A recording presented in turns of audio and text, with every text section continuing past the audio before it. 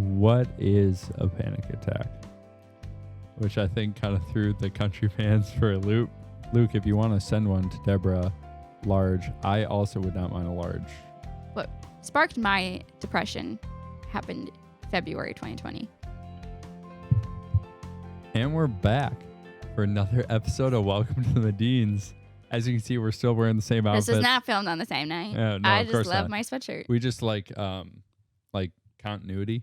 Yeah. You know, wear the same outfits. This might become like my look.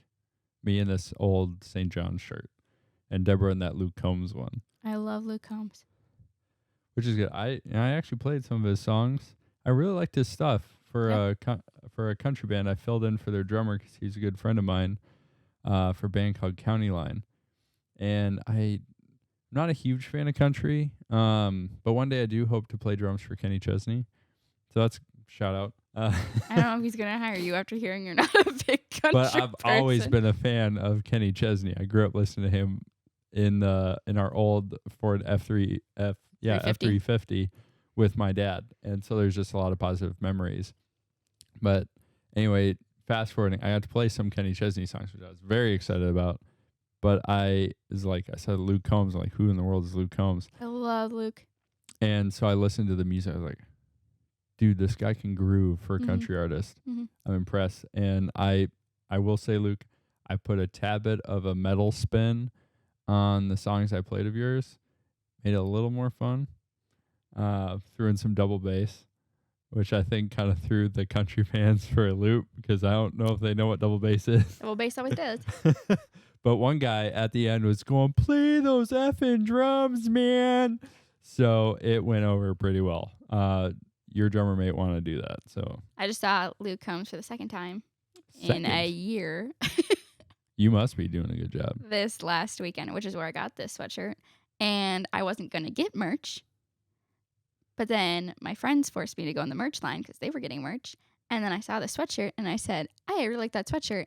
And then I saw that everyone was getting a sweatshirt. And then I saw that they were running out of the sweatshirt. And then I said, I need that sweatshirt. And then it became the most stressful, 20 minutes of my life. That sounds like some classic advertising marketing type stuff Yes. that people use. Yes, they got me good. They got me good. And you understand marketing, Debra, and you Yes, fell for it. I fell hard.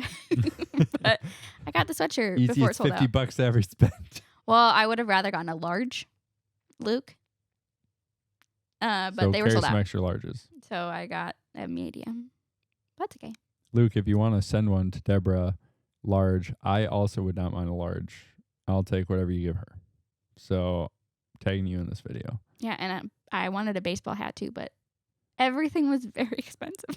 So I wouldn't mind a baseball hat too. So here's a request. Baseball hat and sweatshirt, and you have friends for life.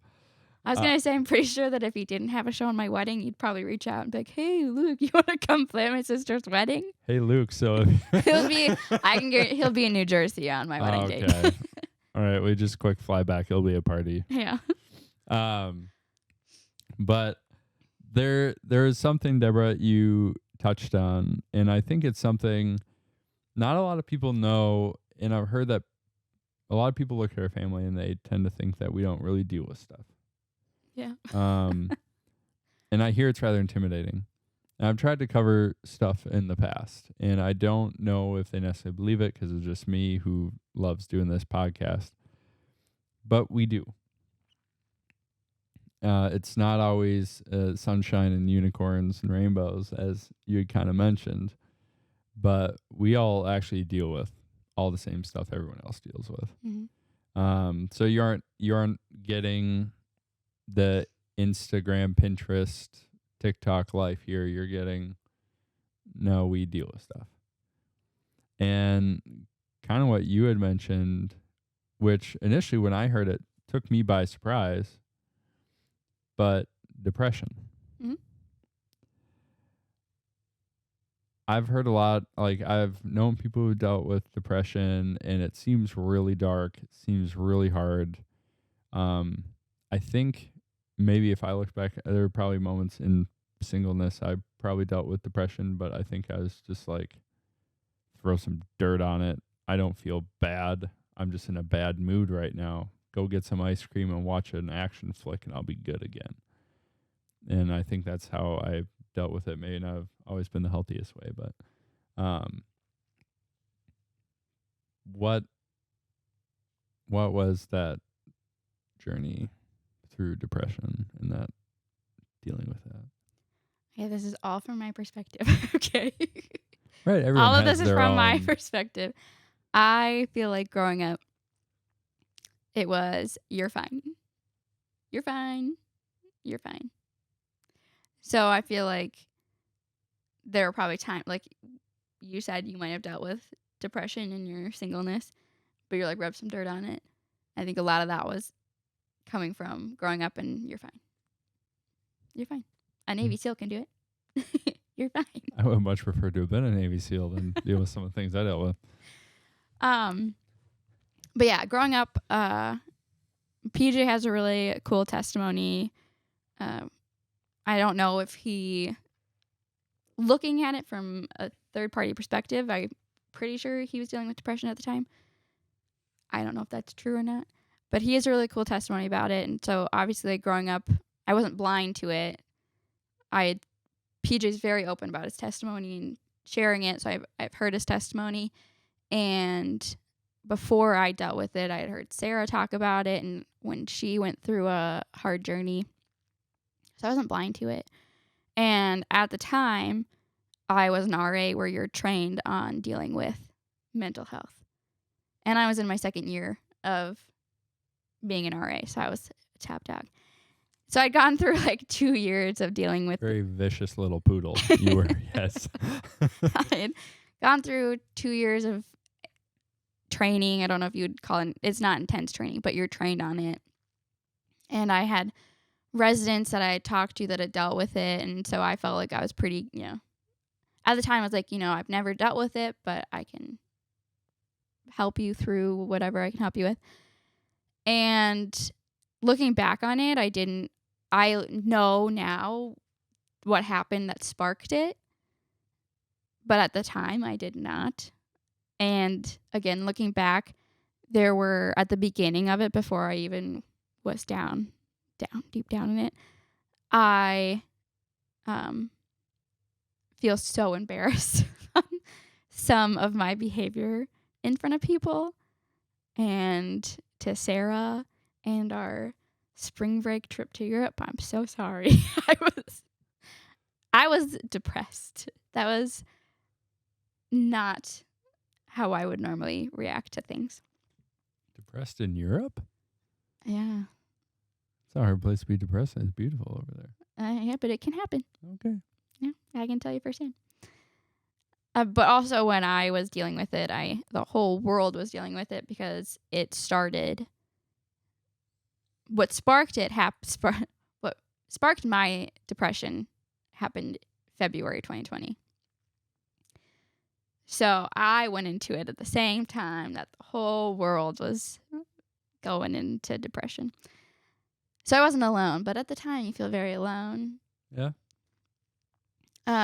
And so during that time, obviously 2020 happened, or COVID happened, and everything was shut down, and that was my senior year of college, and I never got I had a graduation from high school, but in a roundabout way, because I graduated from community college when I should have graduated from high school. So that was my commencement.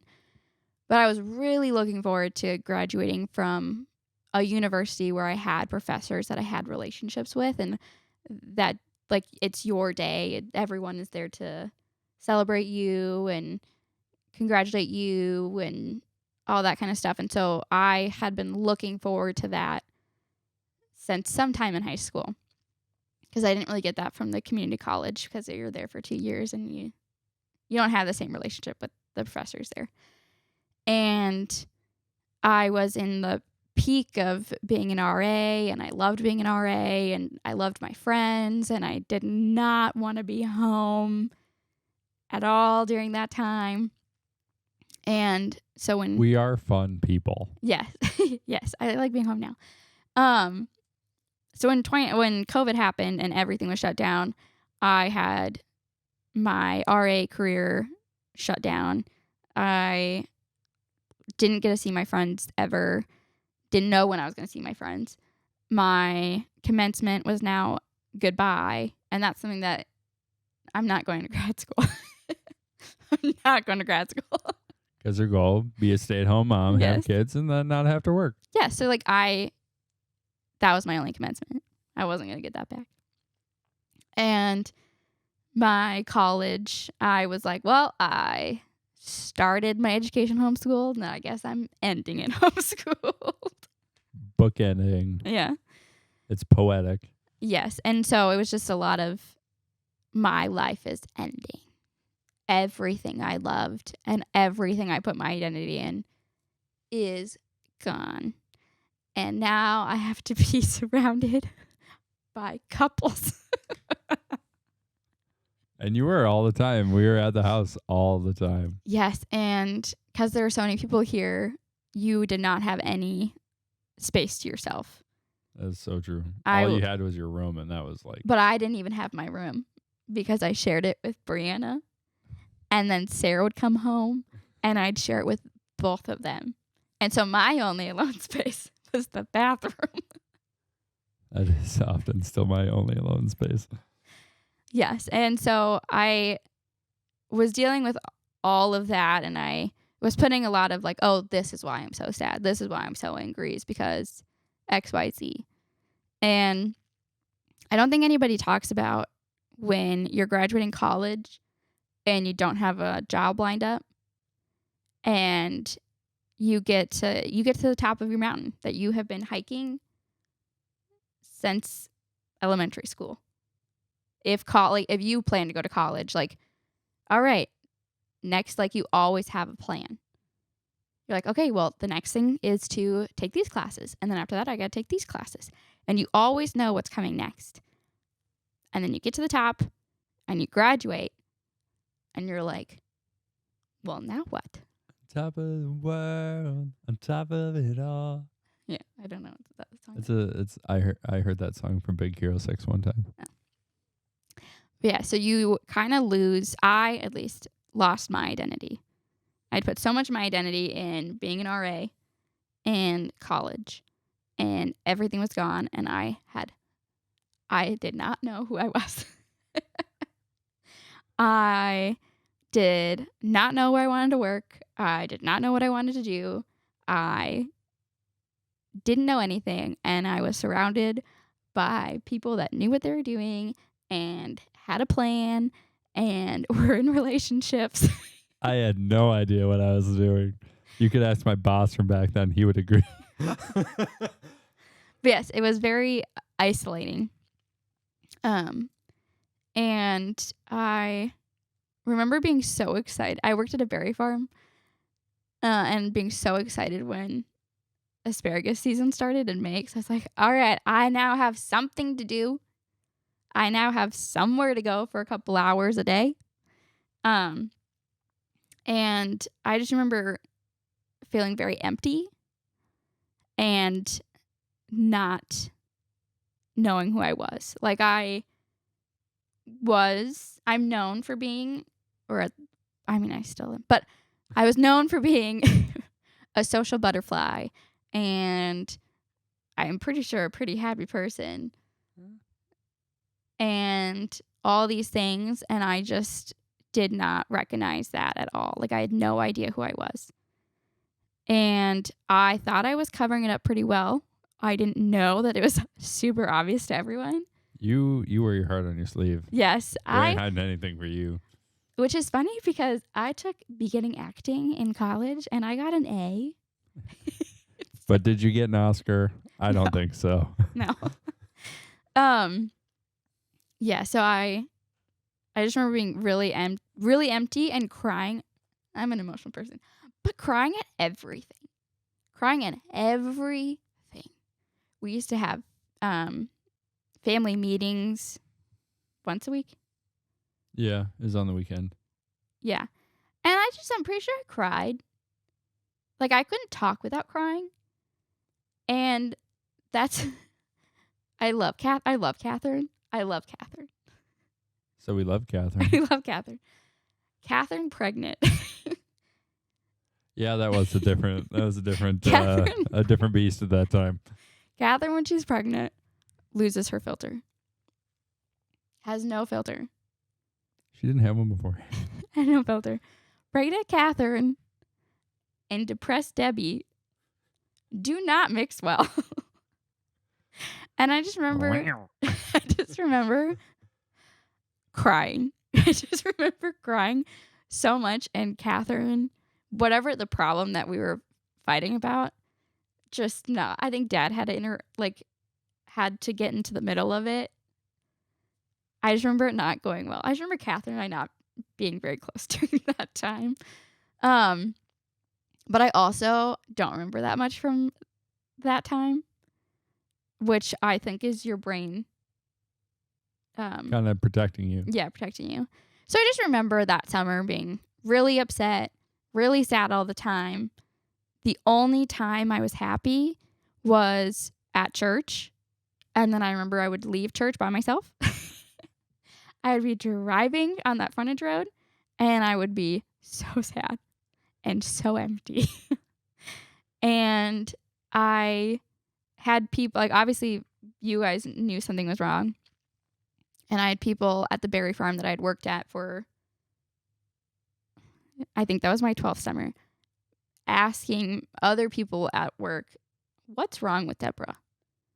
What's going on with Debra? Because she's not acting like herself. Which I found out afterwards, which was very sweet of them. And yeah, I just remember being very sad, empty, woe is me. I don't want to feel like this anymore. This is the worst feeling in the world. I can't keep feeling like this.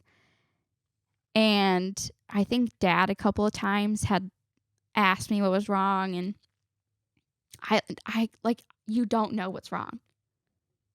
It's hard to put a finger on. Yeah, you don't know. You're just I don't know. I just am. I can't tell you why I keep crying. I wish I wouldn't. You know how dehydrated I am now? How puffy my eyes are? I wish now if I cry, eyes are swollen right away. So when I cry... Aren't they swollen for a day? Yeah. And now when I cry, I'm I can't afford to cry. I have stuff tomorrow. Better not cry the day before your wedding. You're just walk down the aisle, puffy eye. Or you'll see me with an ice pack on my eyes. But yeah, I just remember, from what I can remember, being very sad and not knowing what my purpose was in life. And then at that point I had. So in July, I think it was July, I don't remember exactly what happened when. I can just know that these things happen kind of around each other. I was picking raspberries, as one does, at work. Yes, I recall those days. Yes. And I was top dog at this point at work, too. So I got away. Little poodle you've ever seen. I got away with a lot. But at that time, I was really close with the people that owned the place and all those people. And I was picking raspberries by myself. I had headphones in. And I was having the spiral, the really negative spiral of if you could can I just make these thoughts, just all my thoughts shut up, and can I just make everything stop, and would it be better if I wasn't here? It would take my pain away if I wasn't here. And obviously I was not getting along with everyone. And I had those thoughts all summer long. And I don't know exactly what happened, but it had finally clicked where I was just these aren't my thoughts. I am a happy person. I used to be such a happy person, and I used to be such a, I love people, and I am not, I know who I am. These are not my thoughts. And at that moment, it was when you're talking to yourself in your head. Yeah. It's your voice. Yes. I sound crazy to myself. Oh, I love talking to myself. I'm so funny.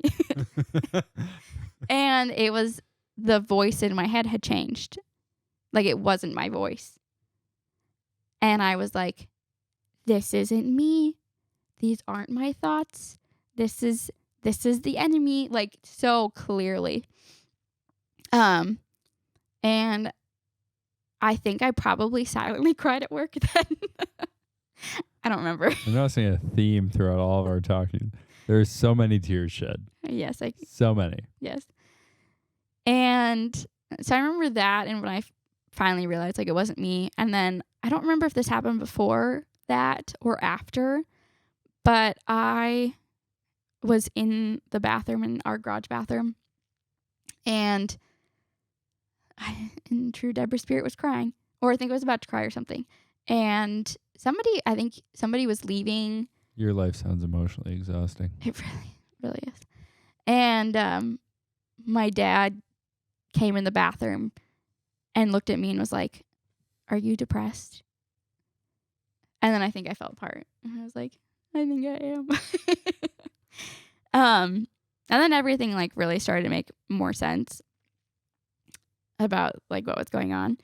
And we have family lives in Dallas, and I would visit them a lot. And so my parents paid, they bought my ticket. They got me first class to go to go visit them and have a break from everything.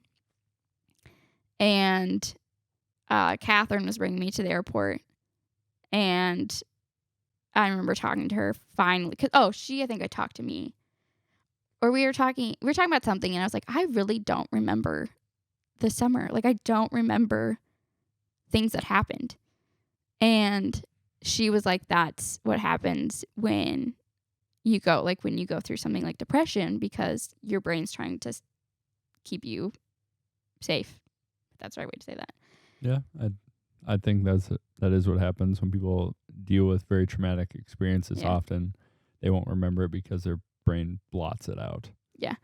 And then she was like, that's what happened to me when she was really depressed in a season of her life. And I remember just breaking down in the car. I cried a lot, guys. You would think that I would drink more water. Right now, thinking about it. And I remember crying in the car to her, and like finally like talking about it, and having somebody like not pat you on the back, but be like, yes, you did go through this. Yes, you are going through this. And I remember being like, I have to go through security at this airport, and my eyes are bloodshot. What are they going to think? She's emotional. Let her through fast. Yeah. And then shortly after that, I got a job, and I felt like I had purpose again. But at that time, I was like, okay, I have made it through depression. I've made it through. I'm a survivor. And I want to deal with it again. And then I think that November, it had kind of come back, and I didn't realize it.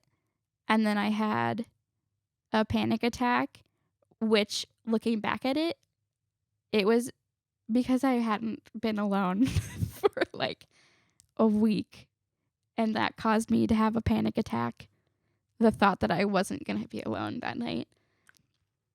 And I ended up having the panic attack in my parents' room. And can I quick ask? I've heard of panic attacks. What is a panic attack? This is just from my perspective. Yes, everyone deals with things differently. I think that was a disclosure at the beginning of the episode.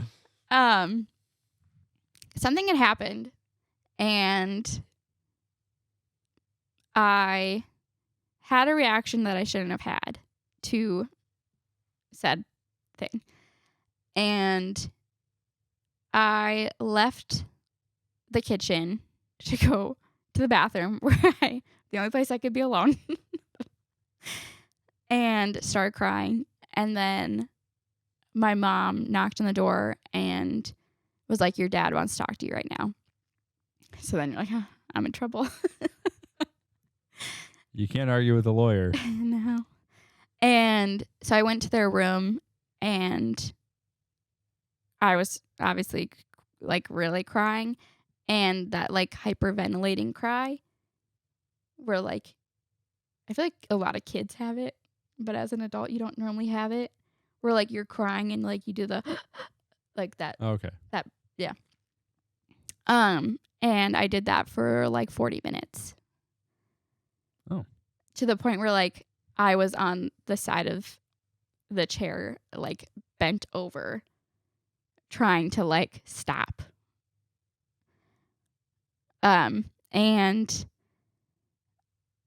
this part always makes me emotional. You guys want to see her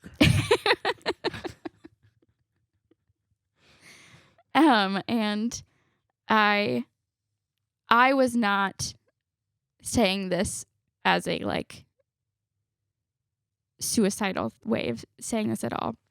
But obviously when you're like going through it, you can't like say, no, I don't mean it like that. But I had said, like, I just want everything to stop. Like, I don't want to think anymore.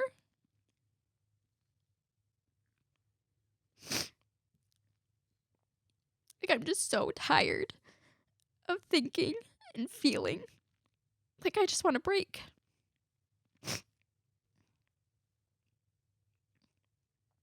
And the part that like makes me so emotional is my dad, our dad, had sat up and was like, I will bring you to the hospital right now. Like, do we need to bring you to the hospital? And I think it was just like seeing the worry in dad and like the seriousness of you're not okay. Yeah, you don't see that very often with dad. Yeah. And sorry. And like I didn't mean it in that way. At least like when I was saying it, I just meant like I don't want to like I just like to cut off my feelings. Yeah, I just want to stop thinking. But also like just seeing that in dad just made me like it always makes me really emotional thinking about. And that also that moment I brought cookies. She did come prepared for this.